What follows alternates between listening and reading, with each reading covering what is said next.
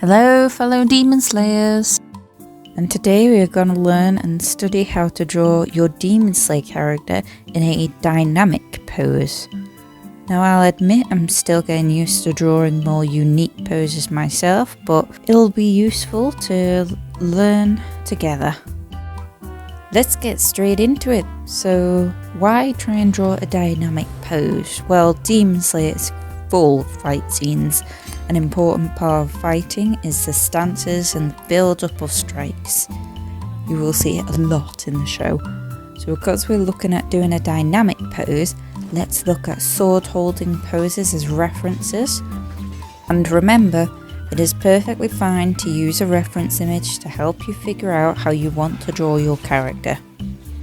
So, I decided to look on Google Images for a pose that I thought of doing in my head. My main line of thinking was that I'd like to draw my character in a way where they're pulling the sword out of its sheath, ready for a fight. After flicking through some images, I eventually came across an image in the style of what I wanted in my head. Start by pulling up your template on the first page and lower the opacity so you can see your drawing lines on the page above. To help me in drawing this particular pose, because I was struggling a little bit with the body/torso being on an angle, I turned to a couple of drawing references to help. And from these helpful clips, I found I had to learn to draw the torso like an angled box so that I can get the right angle in before I add on detail and colour.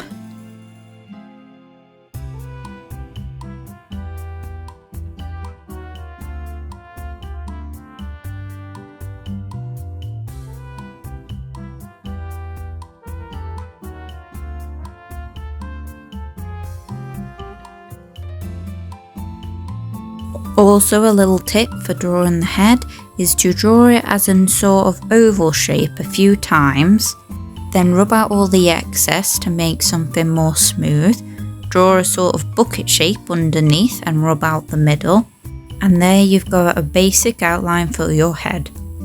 As for the legs, draw simple shapes like a rectangle connected to a ball joint, and when you've got a length that you are happy with, draw curves on the undersides to create the leg muscles and then add in a bit more detail. As for the arms, I sketch them in by using the same technique as the legs, creating sort of rectangular shapes. Create a bend where needed. I also drew the hands as a sort of rough rhombus shape or as a pair of mittens, as this time they're going to be closed, gripping around the sword sheath and the sword.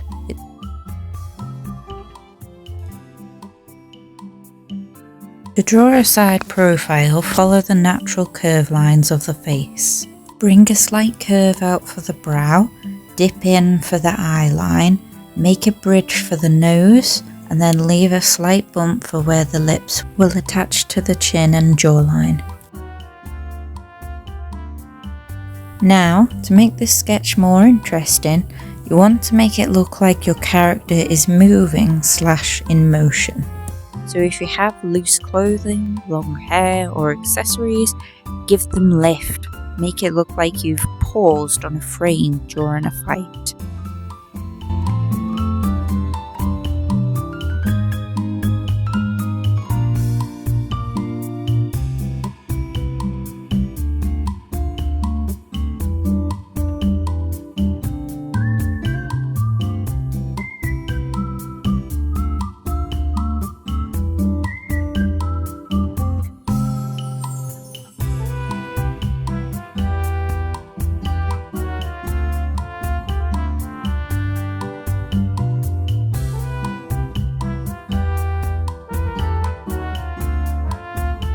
As for the colour, if you're reusing the same character that you created from the first video, then simply pull up an image of your OC and eyedrop each colour. If not, then refer to my previous video around this time for how I coloured my own OC, looking at the show for inspiration.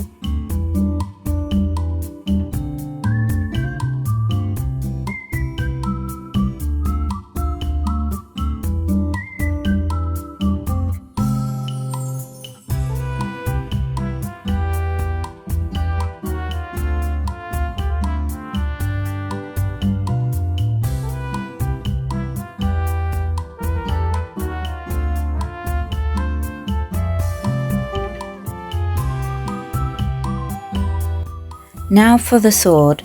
As a part of being a Demon Slayer character, you would be given a sword and it would change colour if it was a Nichiren sword, depending on its user. Or you might have gone in a more unique direction with your weapon, like Lord Tengen or Mitsuri or Inosuke. So whatever you've decided to give your OC, give it a colour that either represents or ties to your character, but also you could give it a bit of pizzazz too and line in some bold colours.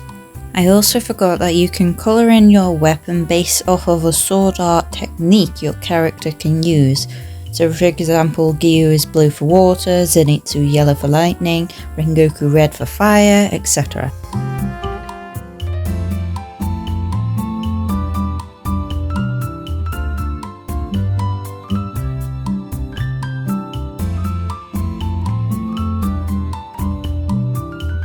Now, a big part of doing this that I didn't think of before starting was how I would create a background.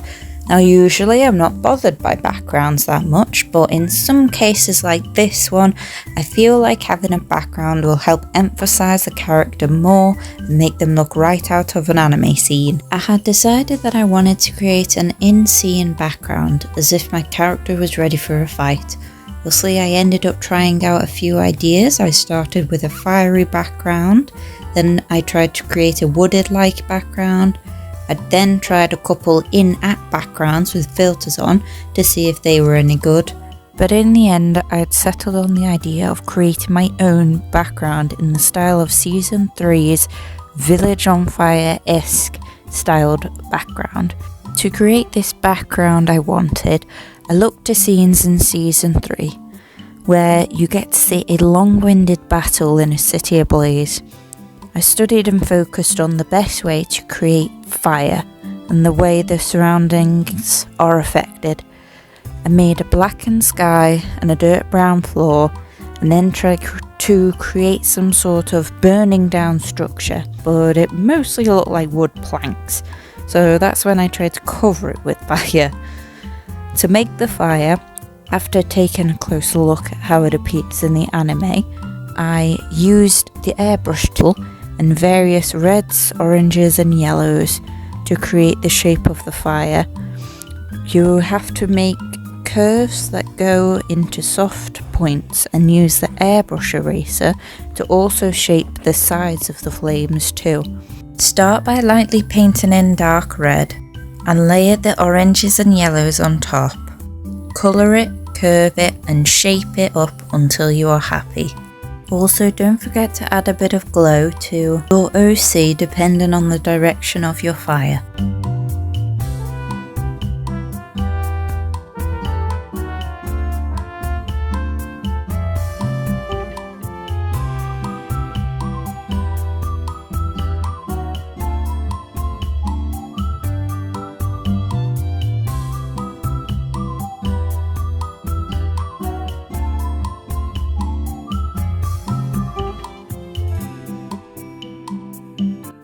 After watching so much of the Season 3 fights, I felt inspired to try and create a fight between my character and a demon. I went about it like I did the first one, where I picked a pose based off the image I thought of in my head, and from the image I used as a template to get my baseline down. Don't mind the Easter Island looking head, but it's best to get the baseline down before you add in detail. To help draw the hands in a different position, try to draw them like mittens first, to better get the hand placement. Also, try holding the position yourself to see how it would look and feel. And then when you are adding in details, it helps to look again at a reference, or your own hands for that matter. They aren't perfectly straight, and you'll see that when you clench your hands, how your fingers curl and leave bumps where they bend.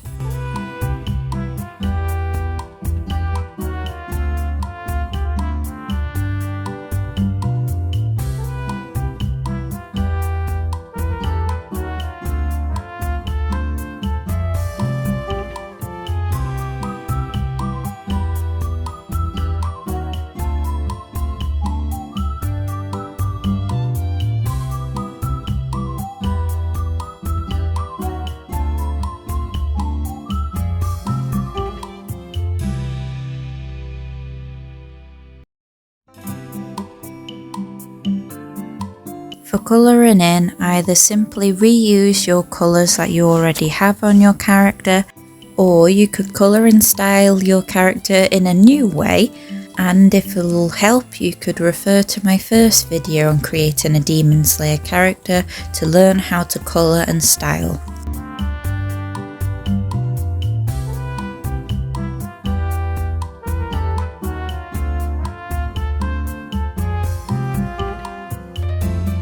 Now, as a part of one of my favourite fight scenes, I wanted to draw fighting on a rooftop. For my inspiration, I looked towards Season 3 scenes to better get an understanding of how to draw a rooftop and create a background. I first used the straight line tool to make the border lines of the rooftop. I then used the little dip pen hard brush to make the curved lines of the roof tiles. For colouring in the rooftop, I simply used the dip pen tool to colour in the roof in dark grey, and used the lighter and darker grey for the highlights and shading.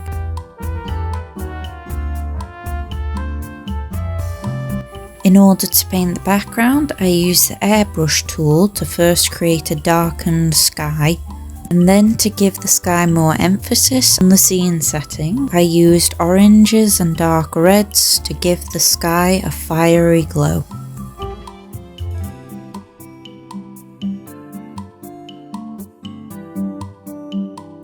To make my character more fitting, I added shading to make her blend in as well into the background. And to add even more emphasis, I add my sword a powerful glow to make it look like my character is wielding up for a powerful attack.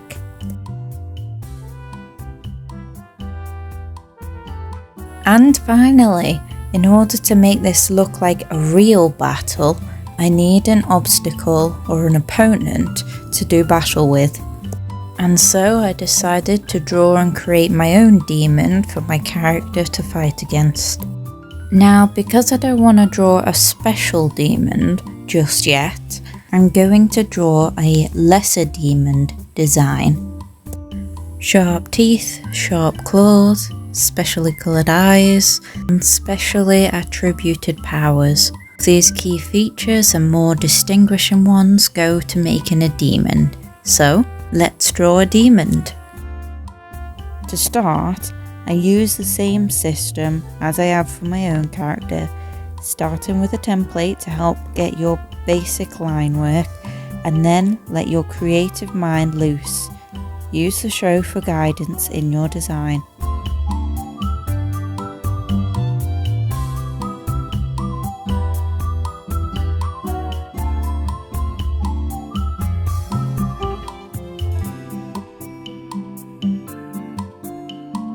As you can see, I went with claws, sharp teeth, sharp smile, pointy hair, and kept the design quite basic. The pose I went for is a basic one of looking like the character is reeling up for a strike or a claw attack. And I struggled a little bit with the outfit, but I looked to crowded scenes and various demon styles to create a simple outfit.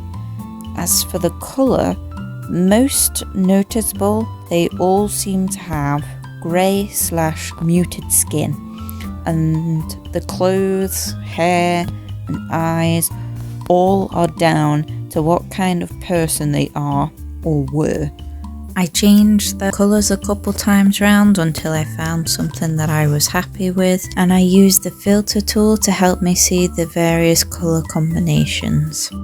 And at last, to make my demon opponent more dangerous looking and unique, because he seemed a little plain at the moment, was to show off a demon art power, a big part to make every demon unique on top of everything else.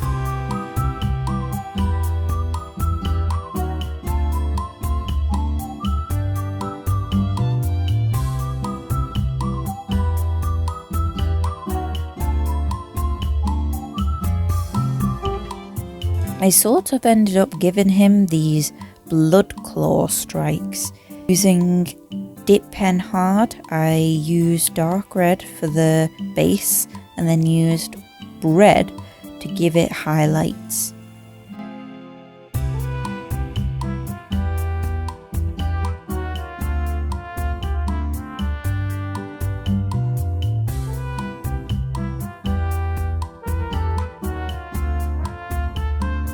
Finally, I just went over everything and touched up little bits here and there so that it was to a standard and level that I would be happy with.